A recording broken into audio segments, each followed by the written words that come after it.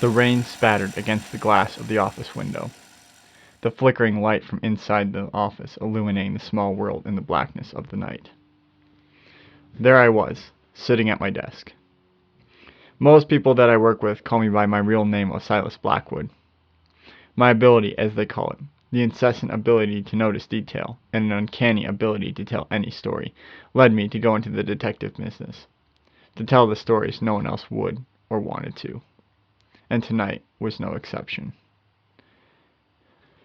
So let me tell you of the case that broke my career as a detective, and made me rethink everything that I once thought I knew. Welcome, dear listeners, to the Secrets of a Shadow.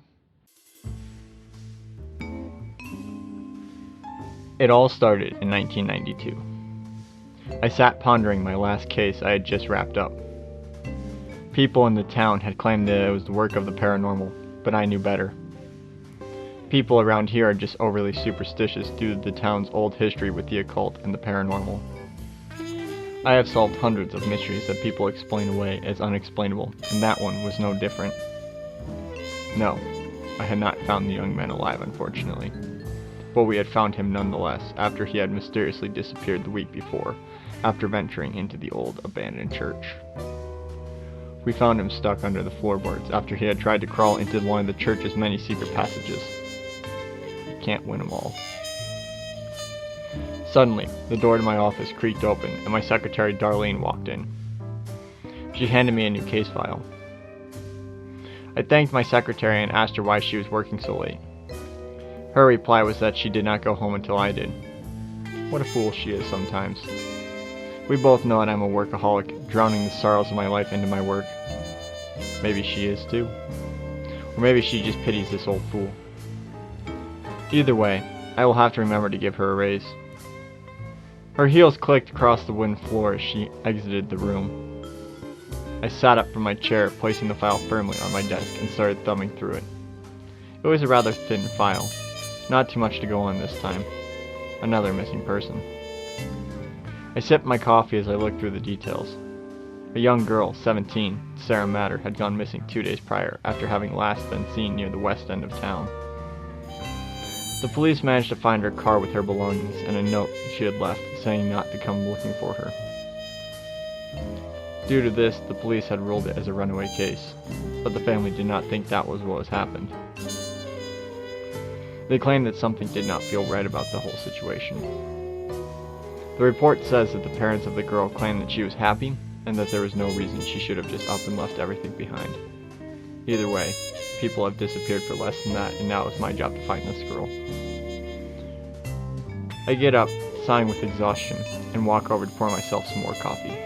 It's going to be a long, long night. I grab my coat and hat, wave goodbye to Darlene, and head out of the door to go visit with one of my so-called friends down at the police station.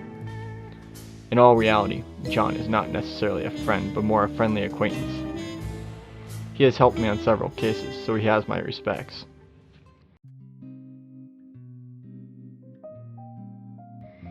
The rain pours down in droves as I drive the 5 minutes over to the West Falls police station. The large building looms ahead, brightly illuminating the night. For a small town of 50,000 people or so, there sure is a large police station. I guess there is a bit of crime, but more often than not, it's just some hooligans playing pranks. I park the car and step out into the rain once again, the brim of my hat filling with water, creating a cascade of ice blinding me momentarily, before I put my head down and head inside. The lobby is warm and inviting. Rather odd for a police station, but whatever. I nod to the receptionist as I sign in and head towards the back offices, looking for John. I find him hunched over his cubicle, looking like death himself. I call out his name and he blearily looks up at me. He smiles, but only for a second. John asked me if I was here to talk about the missing girl. I just nod and respond distantly with a yes. John sighs and pulls out the case file and hands it to me. I thank him. I silently flip through the pages as he watches, but to my surprise there was only one detail that was left out of my case file. His file claims that she was last seen not on the west side of town where her car was parked, but was sighted on foot on the north end. I asked to see the footage that the image came from, and John agrees and asks if he can join me. He has not had a chance to review the footage himself. We huddle around John's computer and watch a security video clicks on and starts showing images of an empty street. After a moment, the camera clearly shows our missing girl walking across the street before disappearing off the camera view. I ask if there are any other cameras that could have picked her up, but unfortunately not, was John's reply. I jot this down in my notebook and ask to see the video again. We watched it again, and this time I noticed a new detail that I had completely missed before. In Sarah's hand there was a note with something written on it. A symbol, perhaps. We zoom in on the frozen frame of the security film, and I take note of the odd symbol on the paper. It is blurry from the zoom distortion, but I can kind of make out the shape. It looked kind of like a compass rose, but instead had the normal north, south, east, west. Each point of the starlight cross had some odd symbol that I did not recognize.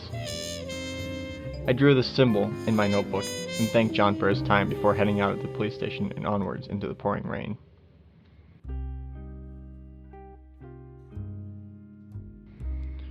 By the time I got to the north end of town, the rain had calmed and left an eerie silence. Puddles lined the street, reflecting the light from the old street lamps. I stopped the car at the intersection of 19th and 21st, right where the security camera had last picked up Sarah.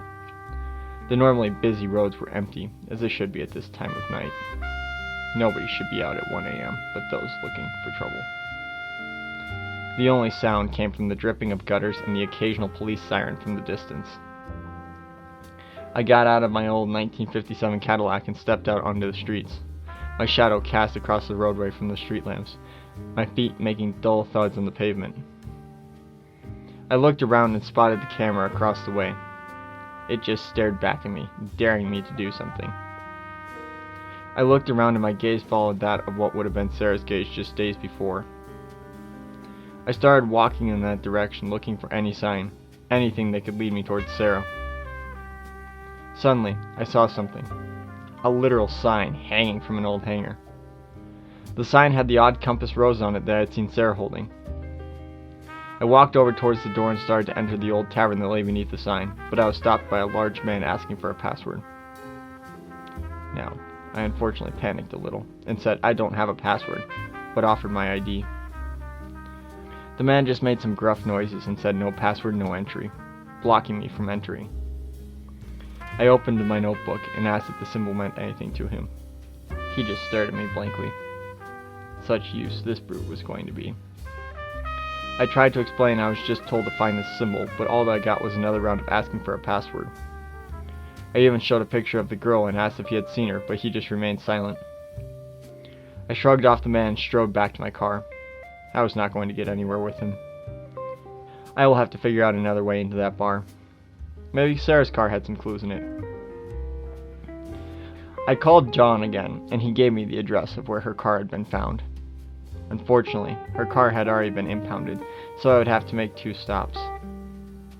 I thumbed through the case file that I had and looked at the letter again. The exact wording caught my attention. It read, "Dear friends and family, fear not, for I am not lost. I have just moved on to the best place. The road was made clear to me by a compass that none can follow. Do not try to follow, for that will only lead you astray. Truly yours, Sarah." What did she mean by a compass none can follow? She clearly had some sort of compass in her hand, and there was that compass on the sign. And what did she mean by the best place? I thought for a minute.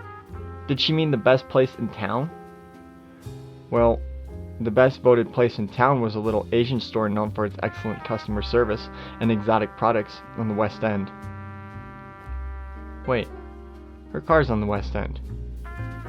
I checked the address and sure enough, Sarah had parked her car a block away from the shop.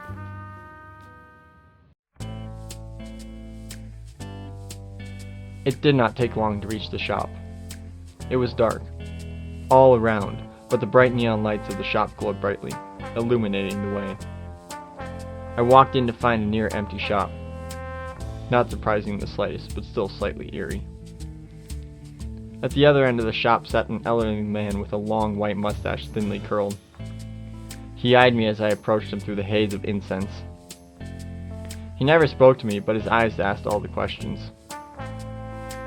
I held up my notepad with my drawings of the compass and asked if he had seen the symbol. The man motioned to the left, and there on the wall was the symbol across a large tapestry. I asked him what it meant, and he just smiled. He told me that it was the compass that none could follow, and that those who follow will only be led astray. There it was, that saying again.